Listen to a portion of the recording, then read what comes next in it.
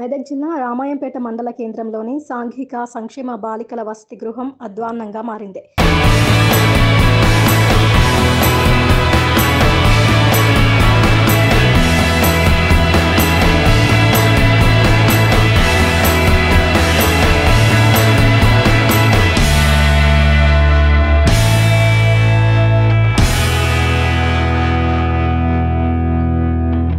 Hostel భవనంలో సుమారు 160 మంది విద్యార్థినులు బస చేస్తున్నారు.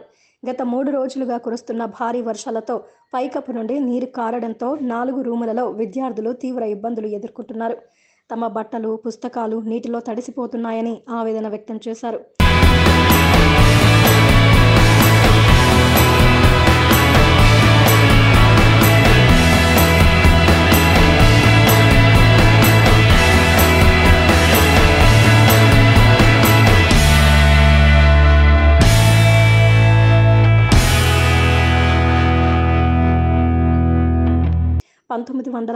సంవత్సరంలో నిర్మించిన భవనం కావడం వల్ల శిథిలావస్థకు చేరి పైకప్పు నుండి నీరు కారుతుందని వారు తెలిపారు.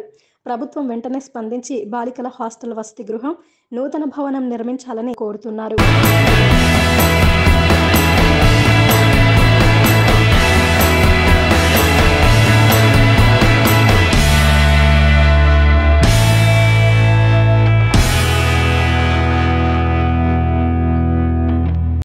పవిత్ర 8వ తరగతి చదువుతున్నాను. వర్షం పడ్డప్పుడల్లా మాకు భయం అవుతుంది.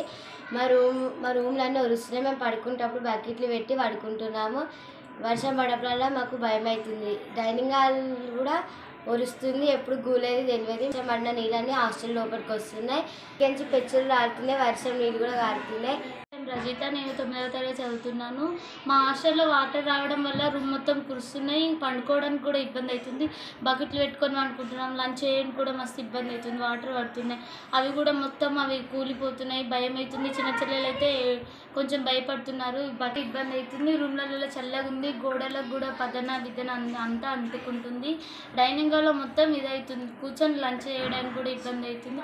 అందుకోసం దృష్టి పెట్టి మా హాస్టల్ కొంచెం మంచి అయిపోయాలని కోరుకుంటున్నాను. నా పేరు సంతోష. నేను 10th క్లాస్ చదువుతున్నాను.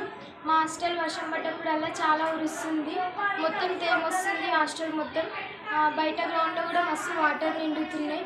మాకు తినడానికి కూడా చాలా ఇబ్బంది అవుతుంది. డైనింగ్ హాల్ కూడా పెచ్చలు మీద నుంచి రాలుతున్నాయి. మా ఏమంటారు, చిన్నపిల్లలు అయితే భయపడుతున్నారు. మాకు పండుకోవడానికి ప్లేస్ కూడా చాలటం లేదు. బకెట్లు పెడుతున్నాం. నీళ్ళు పైనుంచి పడుతున్నాయి. కాబట్టి మీరు అధికారులకు తెలియజేసి మా హాస్టల్ని మంచిగా చేయించాలని కోరుతున్నాం.